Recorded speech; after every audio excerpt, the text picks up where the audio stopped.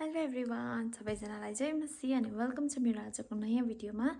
अनि आज चाहिँ म तपाईँहरूको अगाडि के भन्नको लागि आएको भने चाहिँ नि खुसीको खबर सुनाउन आएको। ल म चाहिँ एकदमै खुसी छु। अनि त्यो खुसीको खबर चाहिँ के हो भने हेर्नुहोस् त साथीहरू, मेरोमा चाहिँ मिकासा स्कार्फको पहिलो अर्डर आइसकेको छ। अनि यो चाहिँ मैले फर्स्ट मेरै लागि बनाएको थिएँ। अनि तपाईँहरूले धेरैजनाले देख्नु पनि भयो होला, मैले भिडियो पनि पोस्ट गरेको थिएँ। तपाईँलाई पनि चाहिन्छ भने अर्डर गर्नुहोस् भनेर। अनि त्यस पछाडिबाट अर्डर आइसकेको छ।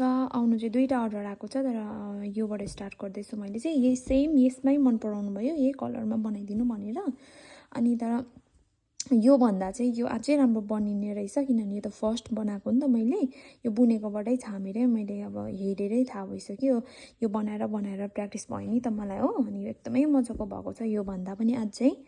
अनि सफ्ट पनि अनि लुज पनि बनाउनु सकेँ मैले। यो चाहिँ अलिक टाइट बनाएको थिएँ नि त। यो पनि नराम्रो त छैन, तर बो चाहिँ यसरी कुच्चिँदा रहेछ कि, त्यही भएर बो चाहिँ यसमा म लाउनेवाला छुइनँ योपालि चाहिँ।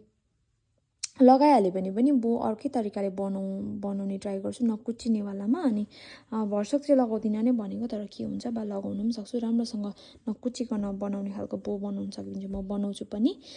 अनि अर्को कुरा चाहिँ के सोच्दैछु भने राम्रो बनिने रहेछ नि त योभन्दा पनि। अनि मलाई बेच्नु पो के भन्छ लोभ पो लाग्ने हो कि जस्तो पनि लाग्दैछ। त्यही पनि होइन, म बेच्छु, किनभने दुइटा राखेर मलाई केही फाइदा पनि छैन।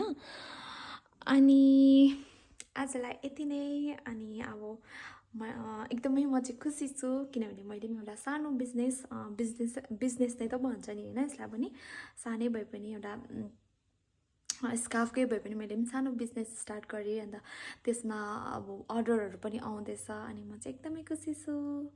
अनि धन्यवाद तपाईँलाई यही खुसी सेयर गर्न आएकोमा चाहिँ। Bye bye, thanks for watching.